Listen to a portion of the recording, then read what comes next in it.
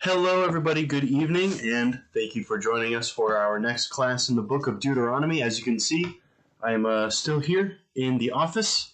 Might be there for the next week as well, as if we don't get the camera situation figured out. But it's just as good being in the office here than being in the auditorium. We are in Deuteronomy chapter 4 this time, and we are going to start in verse 15, I believe. I think we ended on verse 14 last time. Yep. So verse 15 of chapter 4. As we began Deuteronomy, Moses gave a sort of recap of the story so far as it goes as Israel having left Mount Sinai and going in the wilderness, and the matter with them choosing not to enter the land of Canaan when it was their time to do it, and so they wandered for 40 years in the wilderness. I got a weird hair thing going on here. I'm going to leave that alone. I got to get a haircut soon. And after they are wandering in the wilderness, God delivers several kings to them. Not several, well, two of them, and another nation. And he delivers them over to the Israelites, and the Israelites occupy that land there on that side of the Jordan. And he shows them that if they had just trusted him, then it would have gone just like that. He would have granted them victory, and it would have been great. And at the beginning of chapter 4, Moses gives a command to obey God. And I mean, it's what this generation's parents failed to do. When they were at the foot or the threshold of the promised land, they failed to obey God. They failed to go in and take the land and have faith in God in doing so. And so he says to this new generation, obey God. Don't forget the terms of the covenant. Don't forget. And that's going to be one of the biggest themes in the book of Deuteronomy. Do not forget. Don't forget the terms of the covenant that the Lord has made with you. Don't forget all the things that the Lord has done for you, and don't forget the example that has been set by generations in the past. That being a bad example, the example of what you're not supposed to do. And so now we come to Deuteronomy 4:15, and the big thrust of this section is that, one, Israel is to obey God, to remember the terms of the covenant, and two, one of the biggest parts of that is to avoid idolatry. Idolatry is forbidden. Let's start reading. He says in verse 15, "Therefore watch yourselves very carefully, since you saw no form on the day that the Lord spoke to you at Horeb out of the midst of the fire. Beware lest you act corruptly by making a carved image for yourselves in the form of any figure, the likeness of male or female, the likeness of any animal that is on the earth, the likeness of any winged bird that flies in the air, or the likeness of anything that creeps on the ground, or the likeness of any fish that is in the water under the earth. And beware lest you raise your eyes to the heavens, and when you see the sun and the moon and the stars, all the hosts of heaven, you be drawn away and bow down to them and serve them. Things that the Lord your God has allotted to all the peoples under the whole heavens. But the Lord has taken you and brought you out of the iron furnace, out of Egypt, to be a people of his own inheritance, as you are this day." So Moses starts by saying, one, don't make any carved images. He says, you don't know what the Lord looks like. He says, when the Lord spoke to you out of the midst of the fire, he's obviously referring to Mount Sinai, you didn't see him. You didn't see any form after which you could make any carved image to represent what God looks like. And God says, I don't look like a person. I don't look like an animal. I don't look like a star or the moon or the sun. I don't look like these things. And you cannot reduce God to these things. And so Moses says, you didn't see any form that the Lord takes. When he spoke to you out of the fire at Mount Horeb. Therefore, don't try to make any form. Don't try to make any graved or carved image. Don't try to make a statue of a person. Don't try to make a statue of an animal. Don't try to make a statue. Don't worship the stars. Don't worship the sun. Don't worship the moon as if they are a manifestation of God. They're not. They're God's creation. And Paul talks about this in Romans chapter 1, talking about, sorry, I think my computer just stuttered there. They might be desync now, I don't know. But Paul talks about these when he talks about in Romans chapter 1 how the world devolved into idolatry, that people gave up the truth of God to worship the lie, and they gave up worshiping the Creator, and they started worshiping the creations that the Creator made. And thus they lowered themselves. They shamed themselves in doing so. So he says, watch yourself, lest you act corruptly and make an idol to worship. And I want to point out that Moses says that if they make these idols, they are acting corruptly. They are corrupting themselves. In Moses's mind, idolatry, worshiping false gods, lowers a person. It lowers a person. But worshiping the one true God raises a person up. Now take that into how it relates to the present day. What are the idols that we have now? Well, of course, we might have people, celebrities, or political leaders that people just, they worship, they fawn over them. Don't worship these people. Don't worship people. Who should you worship? You should worship God. To devote your life to someone in that way, as one would devote themselves to God, that lowers a person. Or how about material things? We like money, we like the fast cars, the big houses, we like all these things. But what if those things become the central focus of your life? Well, now you're worshiping those things. And that is something that lowers a person.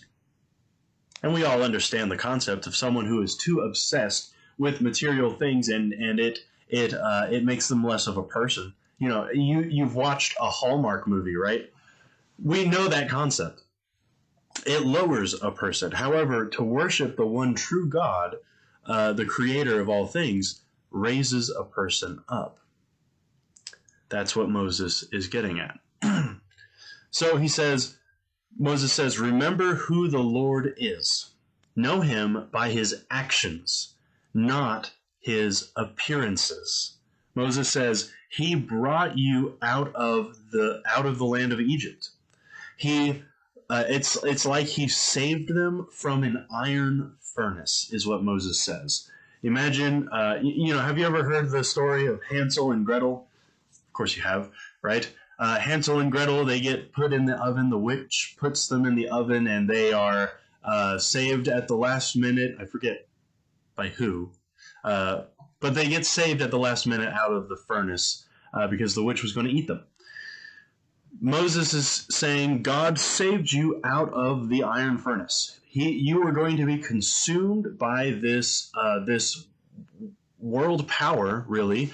Egypt was like an ancient superpower, kind of like how America is today. He says Egypt was going to consume you.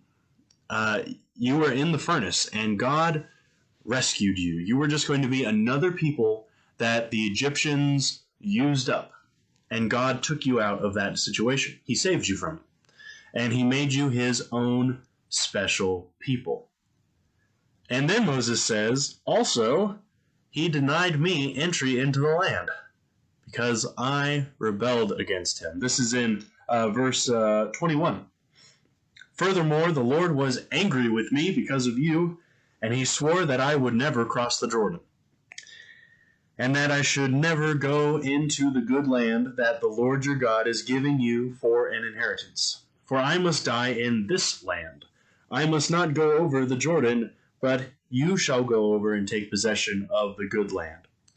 So take care, lest you forget the covenant of the Lord your God, which he made with you, and make a carved image, the form of anything that the Lord your God has forbidden you. For the Lord your God is a consuming fire, a jealous God. So here he says, God also denied me entrance into the promised land.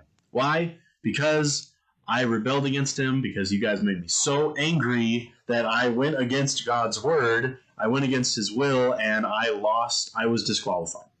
I lost out. So, he says, take care not to do what I did.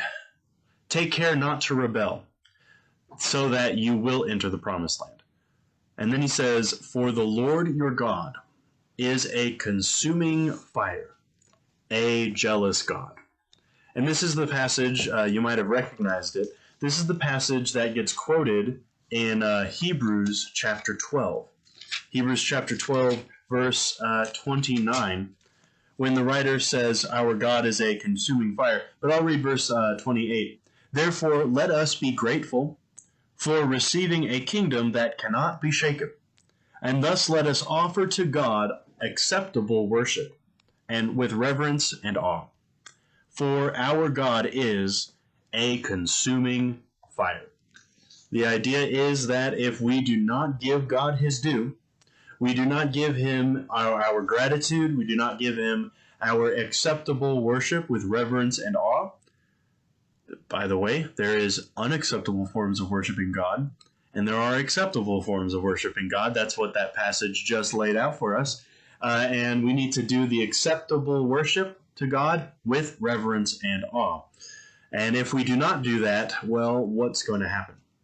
Our God is a consuming fire, and what does fire do when it catches on things? Consumes. So if we do not do those things that we ought to do unto God, we will be consumed. That is a frightening prospect. It's a frightening prospect. Then Moses says, if you do bow down to idols, verses 25 through 31, if you do bow down to idols, you will not live long in the land. You will perish from it. You will be scattered among the peoples where you will serve idols. Get this. Okay, think about it. God would scatter Israel because they served idols, and Moses says, "You will be scattered to the lands of all these peoples whose gods you were so crazy about serving." Again, it's an instance where God gives them what they want. You know, they didn't want to enter the land. God didn't make them enter the land. And here he says, you don't want to serve me? You want to serve these other idols? Fine. You'll serve them. But you won't do it here. You won't do it in my land.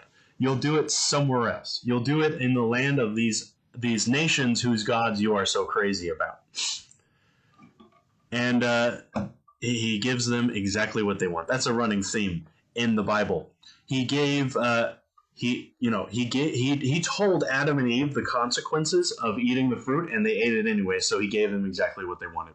They chose it. He told Lot and his family the consequences of looking back when they fled Sodom, and his wife looked back.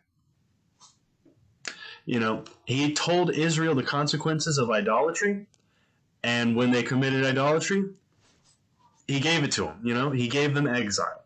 And so he gives them exactly what they want. That's a running theme. He said, but you will be serving wood and stone, not anything real like the Lord. He says, in verse 27, the Lord will scatter you among the peoples, and you will be left few in number among the nations where the Lord will drive you. Verse 28, and there you will serve gods of wood and stone, the work of human hands, that neither see, nor hear, nor eat, nor smell. But from there you will seek the Lord your God, and you will find him. if you search after him with all your heart and with all your soul.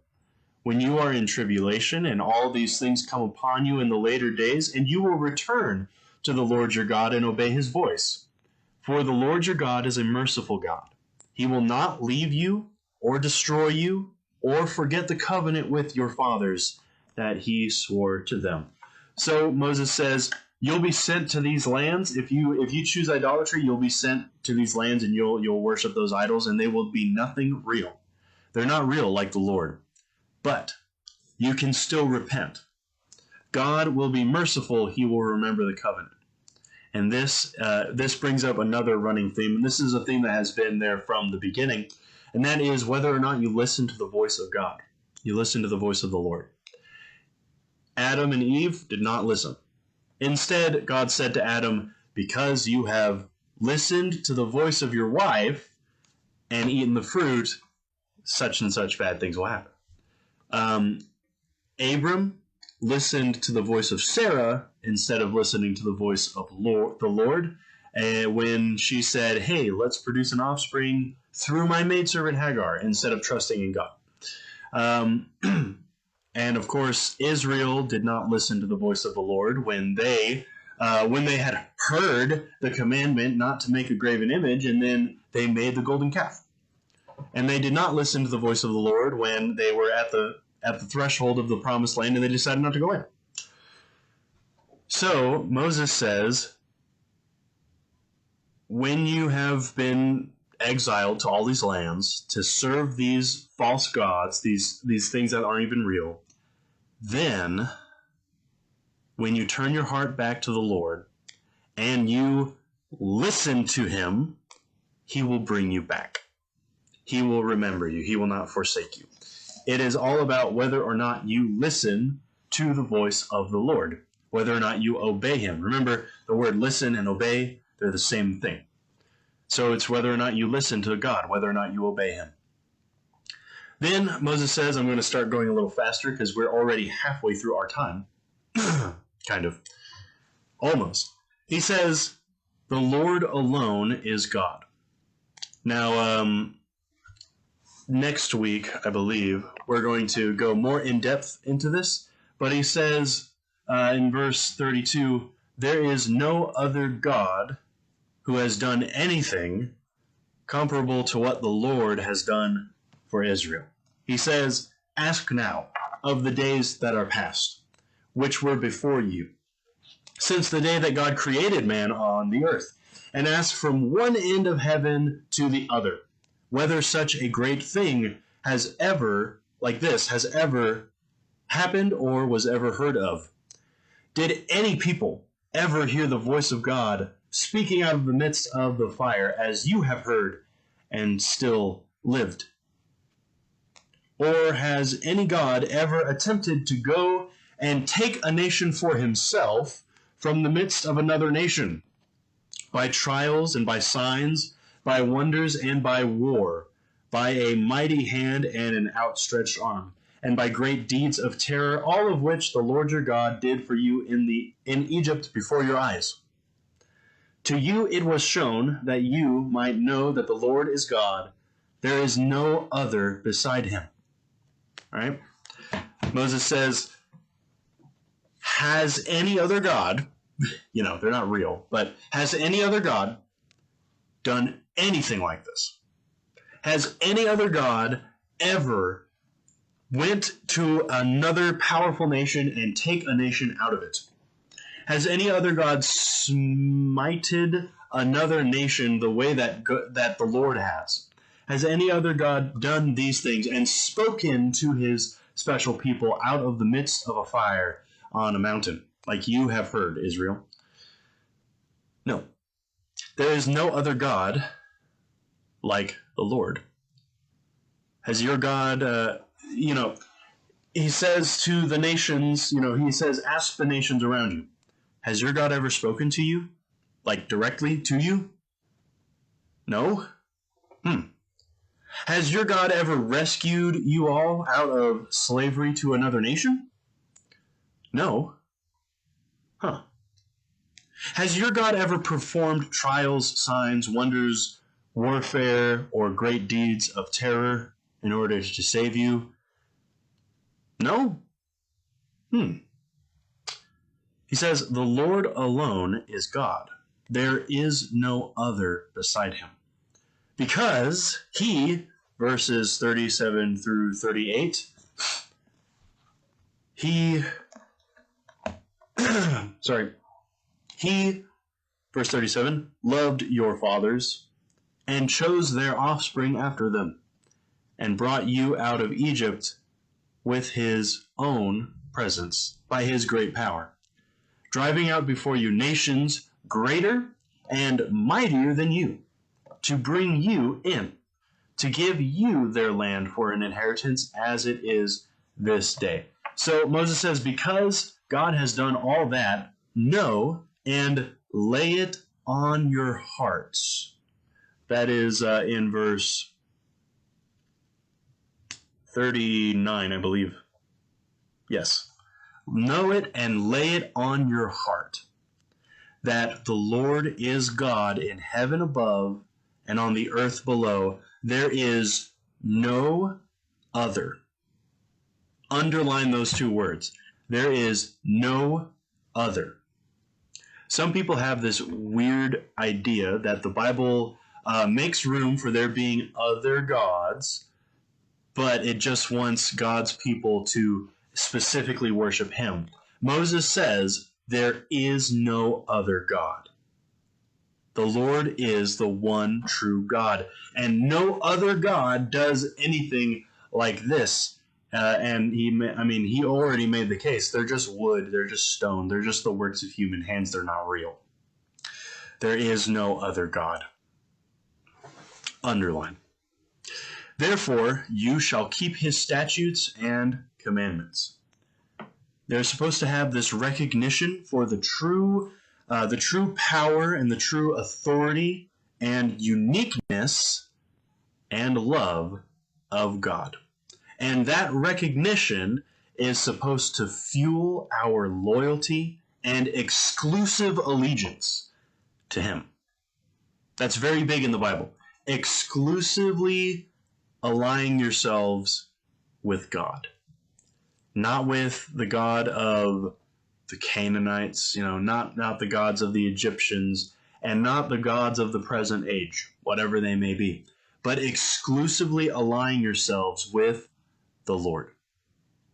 That's really big. And that's something that a lot of people, not just in this era, but from all time, have really tough times with. Because money is nice, having abundant food, having power, that's nice. Having the government run things the way that you want, that's nice. That's a nice feeling. But that is not God. Money is not God.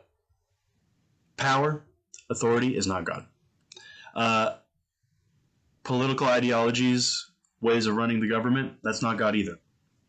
We need to keep in check what we are making our priorities, and we need to make sure our priorities is God. Our exclusive allegiance is to the Lord. And this also leads into the next subject, and that is the commandments of the Lord. Moses is going to start recounting them, and he's going to start with the big 10, right? Not the big 4, but the big 10. That is the 10 commandments. From verses 1 through 21 in chapter 5, Moses recounts the 10 commandments.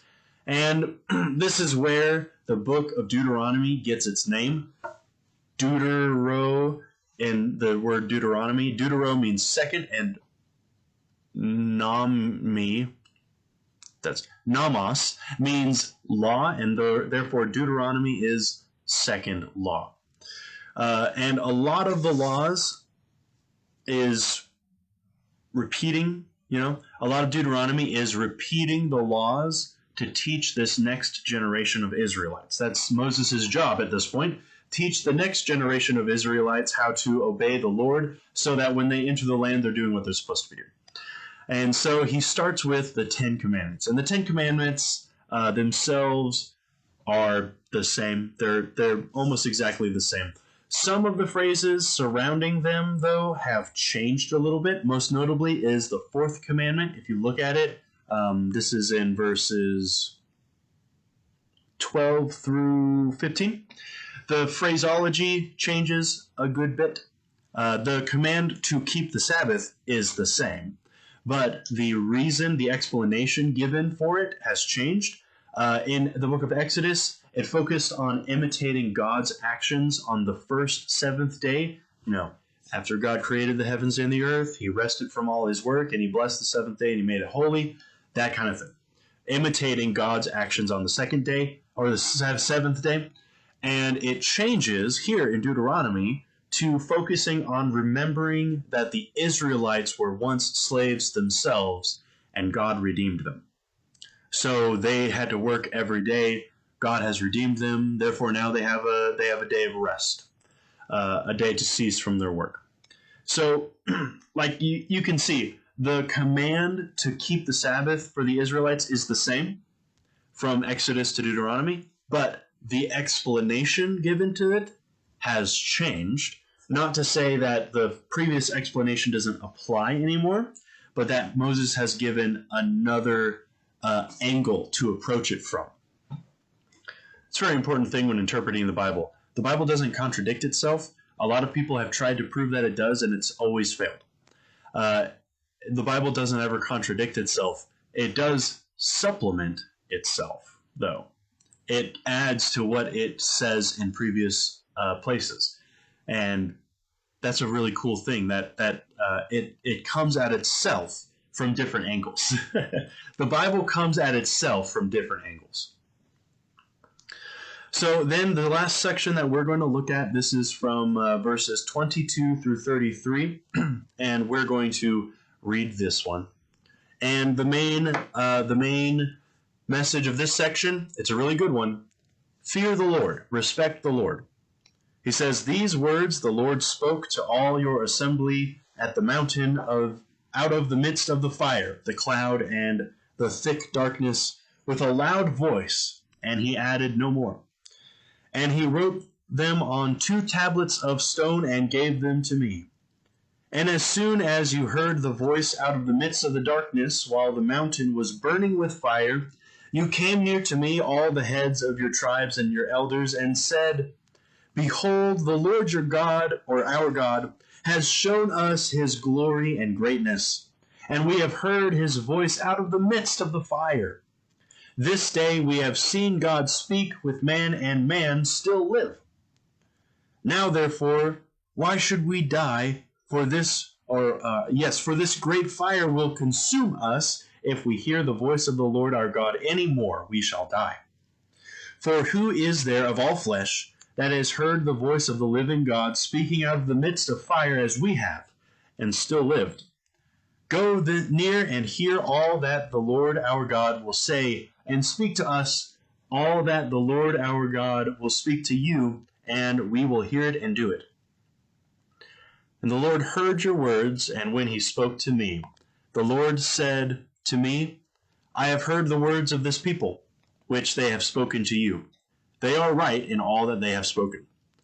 Oh, that they had such a heart as this always, to fear me and to keep all my commandments, that it may go well with them and with their descendants forever.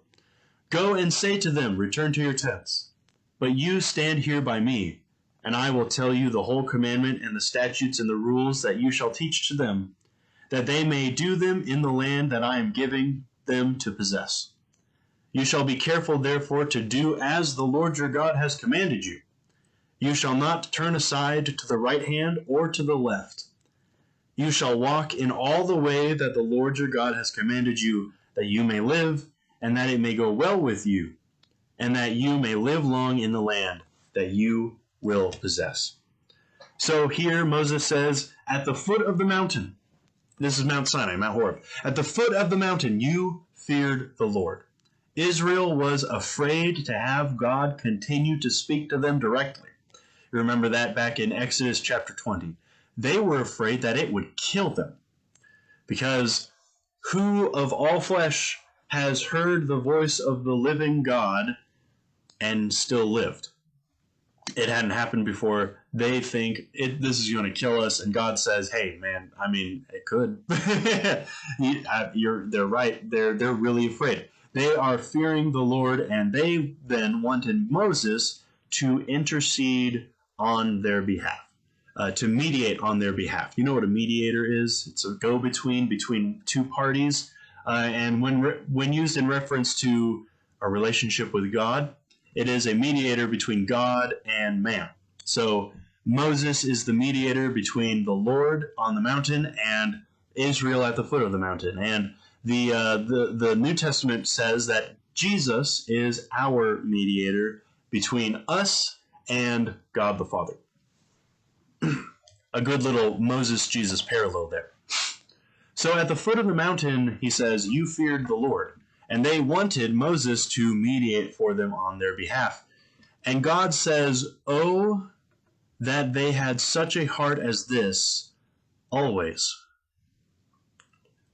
What is he saying? Is he saying, oh man, I wish that they always were quaking in their boots and fearing for their lives? No. To take the Lord, it means to take the Lord seriously. He's saying, oh, that they had such a heart as to always take me seriously. You know, many don't take God seriously, and some only take him seriously on Sunday mornings. I'm not going to cast any dispersions on anyone, but some people only take God seriously on Sunday mornings. Some don't take him seriously at all. Is God the God of Sunday mornings only? Or is he also the God of the rest of the days of your life? Is God the God of, just a few days out of the week? Or is God the God of every day of your week? Is God the God of your whole life? Is God the God of only when you are at the foot of Mount Sinai seeing the pillar of smoke and thunder and lightning and fire and hearing the thundering voice of God coming out of it? Is he only the God of those times? Or is he the God of just all the regular days of your life too?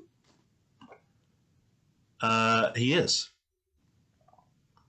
A lot of people only take God seriously when something major is happening that really hits them in their heart concerning God.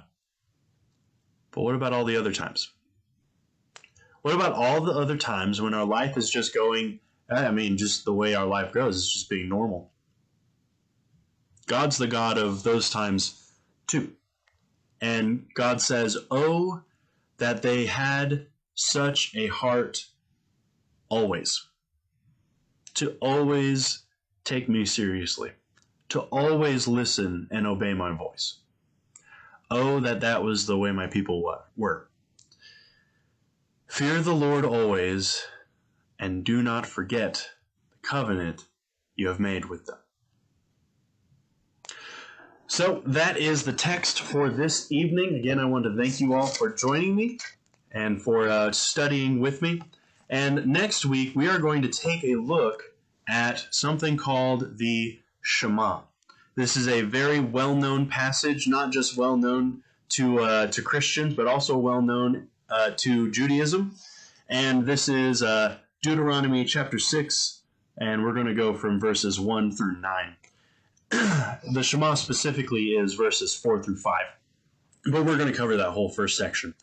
The Shema is a very important passage. It is what Jesus calls the greatest commandment. Just giving you a little preview there. So we're going to spend a whole class talking about that, really understanding what it is trying to tell people to do, truly talk about, and I hope to see you there. I also hope that we get the camera situation fixed in the auditorium, so I don't have to be using this low-quality microphone and Yeah. Anyway, I won't talk about that kind of stuff. Again, thank you for joining me. God bless you all. Have a good night.